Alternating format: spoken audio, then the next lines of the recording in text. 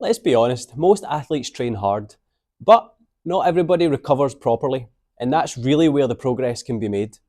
Today's video, I'm going to share a lot of the protocols that top level athletes and beginner athletes and everybody in between can use to optimize and boost your performance.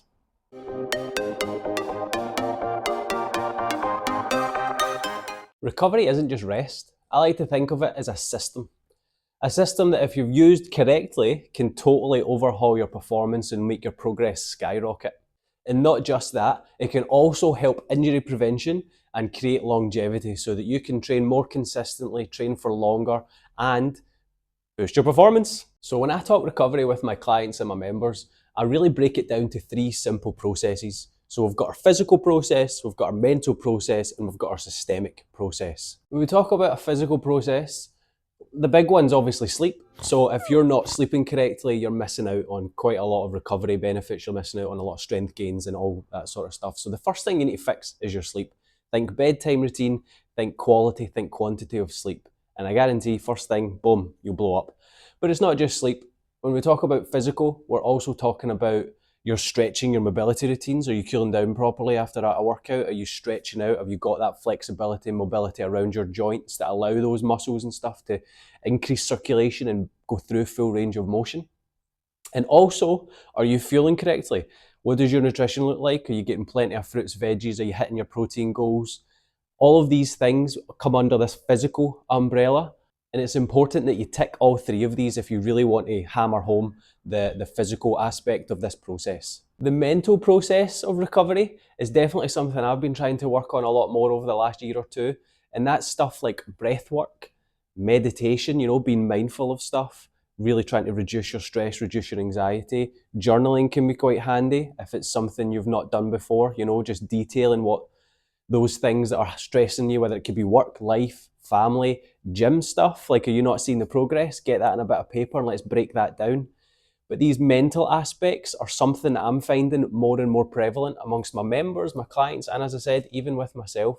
But focusing in on things like your breathing, especially when we're talking about lifting. Like, if you can control your breathing and really activate your diaphragm for that brace position so that you can maybe squat more weight, deadlift more weight, your lifts will improve simply by just in changing up your breath work. So it might be something to look at there. Or if you find yourself constantly feeling like busy, is a phrase I would use, I suppose, busy, overworked, overwhelmed, it could be that you just need to hone in on those thoughts. You really need to practice some mindfulness, maybe even some meditation. I'm not talking like Qigong style meditation. I'm talking taking 5 minutes out your day, just sitting with yourself, work through some things, try and get some clarity, bring a bit of peace to yourself, and then go again. And that really does apply to the gym. It can be quite overwhelming, overstimulating sometimes, but really just honing in, being present and focusing on every moment can actually take away a lot of stress. And when we talk systemic, we're probably talking more other factors that could influence your recovery or impact your recovery positively or negatively. So another big one that's coming to the forefront of research in the kind of health and fitness space is HRV tracking. So I use my Whoop to manage all of that sort of stuff, and I also have a wee Fitbit as well that started. So depending on what your kind of budget is, like, fitness trackers are really beneficial for that impact. Now, accuracy, not really sure, but given if it's something you're trying to improve over time, then it's suppose it gives you a starting point and then something to work towards. And it's definitely a positive metric to try and track and improve. Other things, like, you could utilize some hot or cold therapy to boost recovery if you have access to those types of things. So if you've had like a long day, long recovery, try out whether it's sauna, steam room at your gym or an ice bath at home or something like that, just to see what things could work. Mobility drills, massage guns, massages, things like that that can really improve circulation if you're maybe struggling with certain niggly issues, some tightness here, knots here, things like that. So when we talk systemic, it's maybe things that you can objectively do outside of the kind of bigger physical and mental things that we can handle there. I suppose, just a little side note, I go for a monthly massage, deep tissue massage, every single month, just to release tension, just to reset my body, reset my mind, and go again for that next month. And it's a great process that I've included into my own training that allows me just that kind of hour of mindfulness at the start of each month, just to reset and go again, break down any kind of major knots that the gym sort of stuff has introduced, and just kind of, yeah, build myself up for that month of strong, fit, healthy, proactive effort. But you can play around with it and see what works for you when it comes to the systemic stuff. And some major common mistakes that I have also been guilty of myself when it comes to recovery are simple things like overtraining. Are you doing too much? That could also heavily impact your recovery, your performance as well. So maybe taking that 1 to 2 days rest where you don't really do much, maybe a light walk or things like that, can really just boost your performance the next day. So overtraining, probably number one. Are you training every day? How do you feel?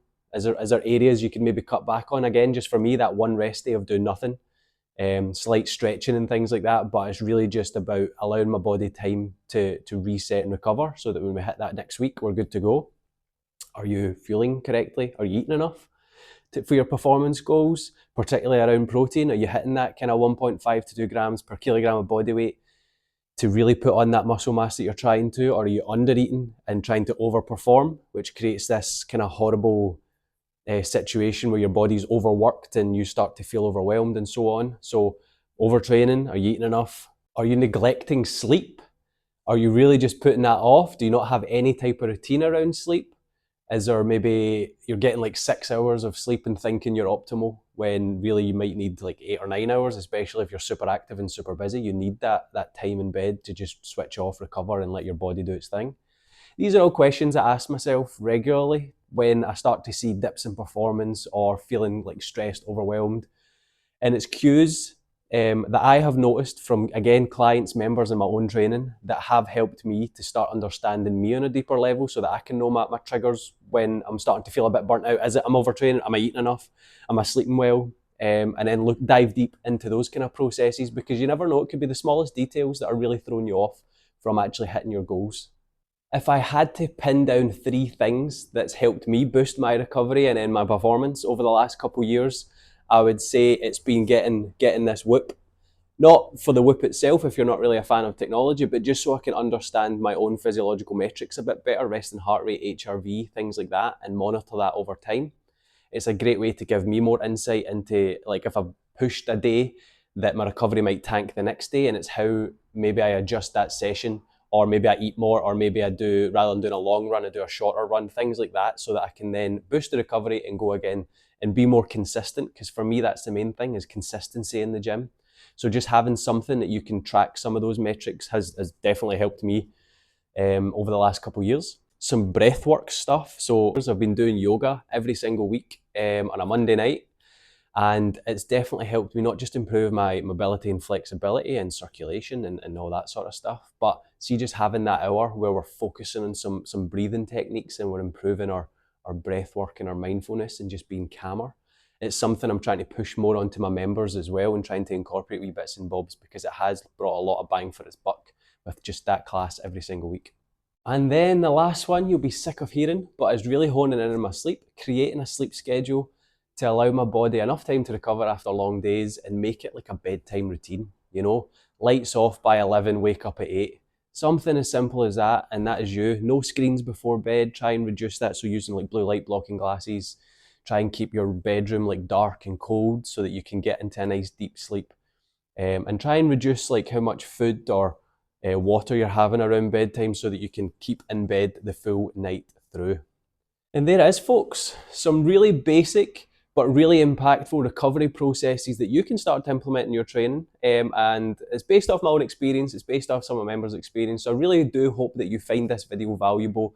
And I would love to hear some of your pro tip recovery protocols. So drop a comment below. Please like this video if it's your cup of tea. And also would love for you to join this growing community. So subscribe if you haven't already, and I'll catch you on the next one.